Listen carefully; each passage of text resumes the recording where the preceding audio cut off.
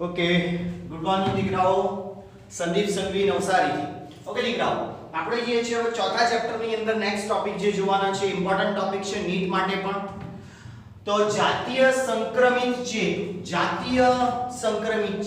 એટલે જાતીય રોગો કયા એટલે સમાગમ દ્વારા પ્રજનનની ક્રિયા દ્વારા ફેલાતા રોગો વિશે આપણે વાત કરવાના છીએ તો આને કહેવાશે STI સેક્સ્યુઅલ ટ્રાન્સમિટેડ ઇન્ફેક્શન જાતીય સંક્રમિત ચેપ એટલે STI સેક્સ્યુઅલ ટ્રાન્સમિટેડ ઇન્ફેક્શન और એને STD પણ કહેવાય સેક્સ્યુઅલ ટ્રાન્સમિટેડ ડિસીઝ તો જાતીય સમાગમ દ્વારા સંક્રમિત થતા હોય તેવા સામૂહિક રીતે જાતીય સંક્રમિત ચેપ એટલે કે સેક્સ્યુઅલ ટ્રાન્સમિટેડ ઇન્ફેક્શન જાતીય ફૂલ ફોર્મ યાદ રાખજો પૂછી શકાય MCQ ની અંદર જાતીય સંક્રમિત ચેપ સેક્સ્યુઅલ ટ્રાન્સમિટેડ ઇન્ફેક્શન અથવા સમાગમને લગતા રોગો એનું જ બીજું નામ STI નું બીજું નામ સમાગમને લગતા રોગો એટલે વેનેરિયલ ડિસીઝ એટલે VD સમાગમને લગતા રોગો અથવા તો એને કહેવાય RTI એટલે રિપ્રોડક્ટિવ ટ્રેક ઇન્ફેક્શન અને બીજું શું કહેવાય રિપ્રોડક્ટિવ ટ્રેક ઇન્ફેક્શન RTI એટલે પ્રજનન માર્ગનો ચેપ એટલે રિપ્રોડક્ટિવ ટ્રેક પ્રજનન માર્ગ એટલે શું કહેવાય રિપ્રોડક્ટિવ ટ્રેક અને ચેપ એટલે ઇન્ફેક્શન તો આ ફૂલ ફોર્મ યાદ રાખજો કે જાતીય સમાગમ દ્વારા સંક્રમિત થતા હોય તેવા રોગો જેને સામૂહિક રીતે કહેવાશે સેક્સ્યુઅલ ટ્રાન્સમિટેડ ઇન્ફેક્શન જાતીય સંક્રમિત રોગ એને જ કહેવાય સમાગમને લગતા રોગ વેનેરિયલ ડિસીઝ અને એને જ કહેવાય પ્રજનન માર્ગના ચેપ કહે છે એટલે રિપ્રોડક્ટિવ ટ્રેક ઇન્ફેક્શન ઓકે તો હવે જે જાતીય રોગો પ્રજનનિક ભાગો દ્વારા એટલે કે જ્યારે કોઈ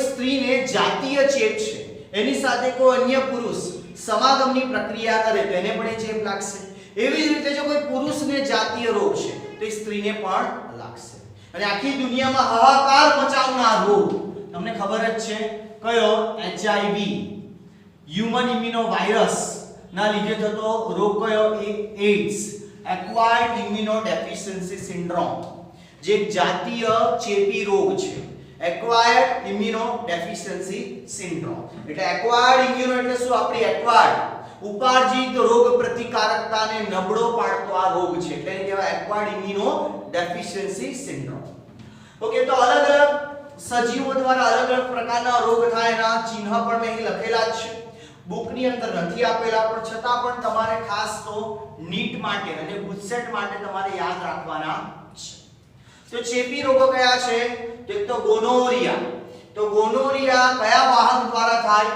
નાઇસેરિયા ગોનોરી એમ એનું નામ છે એટલે નાઇસેરિયા ગોનોરિયા અથવા તો ગોનોરી જે એક બેક્ટેરિયા છે જેના દ્વારા ગોનોરિયાનું ઇન્ફેક્શન થાય કયા ચિહ્ન જોવા મળે લક્ષણો કયા જોવા મળે તો લક્ષણો મૂત્ર પસાર થાય ત્યારે દુખાવો અને ઉદરના નીચેના ભાગે દુખાવો થવો અને મૂત્ર પસાર થાય ત્યારે દુખાવો થાય બળતરા થાય ત્યારબાદ બીજો રોગ કયો છે સિફિલિસ તો સિફિલિસ કયા સજીવ બેક્ટેરિયા દ્વારા થાય ટ્રેપોનેમા પેલિડિયમ તો સિફિલિસ ટ્રેપોનેમા પેલિડિયમ બેક્ટેરિયા દ્વારા થાય મુખ્ય ચિહ્ન કયા છે દુખાવા રહિત ચામડીનો રોગ ત્વચા પર ફોલ્લાઓ જેવી રચના જોવા મળે પણ દુખાવા રહિત તાવ જેવી માંદગી અને થાક લાગે તાવ આવે તાવ જેવી માંદગી શરીર થાકેલું ફીલ કરે જીભ ઉપર અથવા મુખ ગુહાની છત ઉપર સફેદ ડાઘ પડે જીભ ઉપર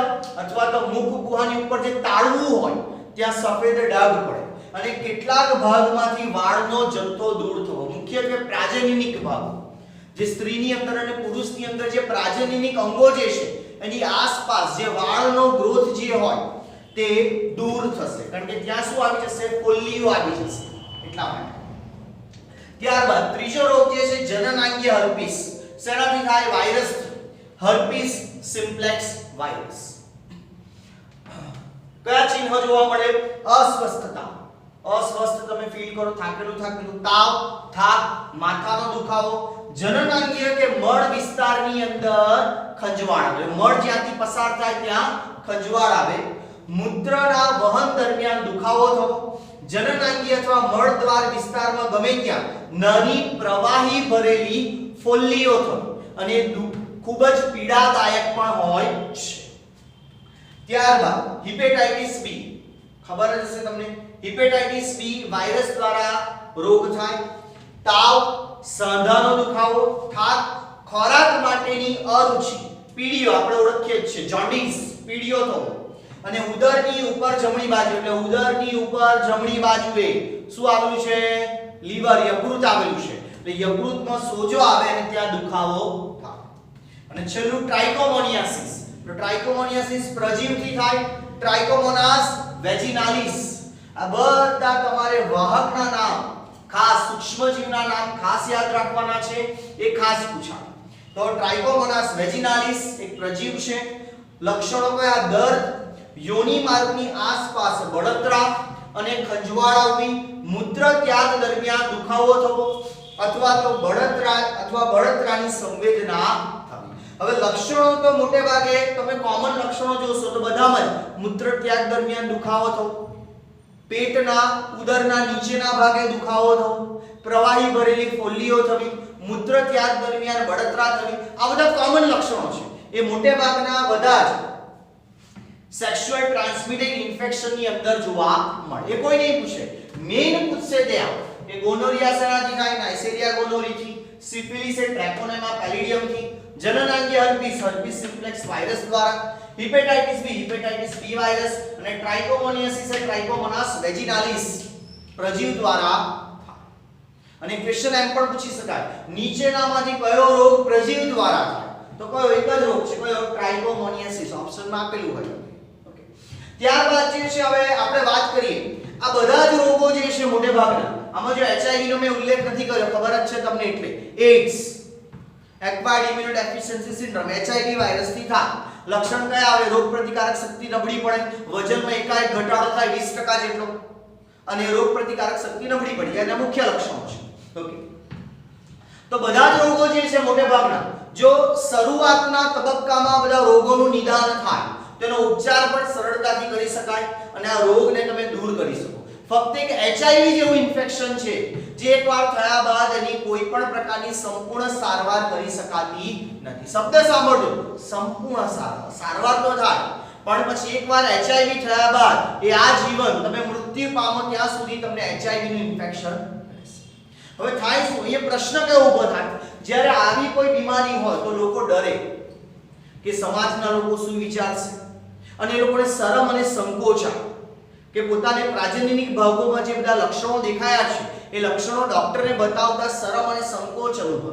એટલા માટે ડોક્ટર પાસે જાય, ઇન્ફેક્શન વધતું જાય અને ઇન્ફેક્શન વધતા પ્રાજનનિક અંગો દ્વારા કિડની સુધી પહોંચી જતું હોય છે અને કિડની સુધી પહોંચી જાય પછી કિડની ફેલ થવાની પણ શક્યતા રહેતી હોય છે.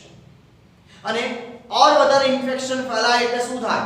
તો और વધારે ઇન્ફેક્શન ફેલાય એટલે નિતંબના ભાગે સોજો જેવા લક્ષણો પણ જોવા મળે, જેને કહેવાય પેલ્વિક ઇન્ફ્લેમેટરી ડિસીઝ, એને કહેવાય PID, પેલ્વિક ઇન્ફ્લેમેટરી ડિસીઝ, એટલે નિતંબના ભાગે સોજો આવવો.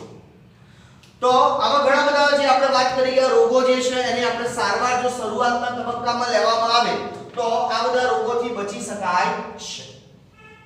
એટલે શરૂઆતના તબક્કામાં જો નિદાન કરવામાં આવે તો બહુ વાંધો આવતો નથી. પરંતુ લોકો ડોક્ટર પાસે જતા ડરતા હોય છે, જે આપણે વાત કરી.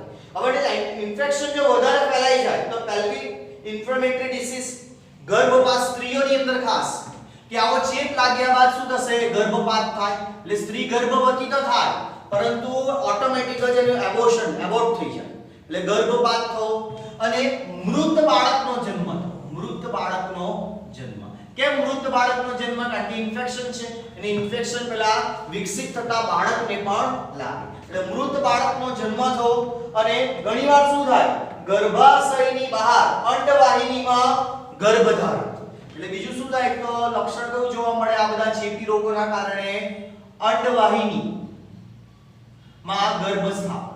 અંડવાહિનીમાં ગર્ભસ્થાપન થાય તો ખરી પણ ત્યાં વિકસિત તે થઈ શકશે નહીં. આ ઉપરાંત આવું ઇન્ફેક્શન લાગવાને કારણે સમય જતા શું આવે? અફળદ્રુપતા.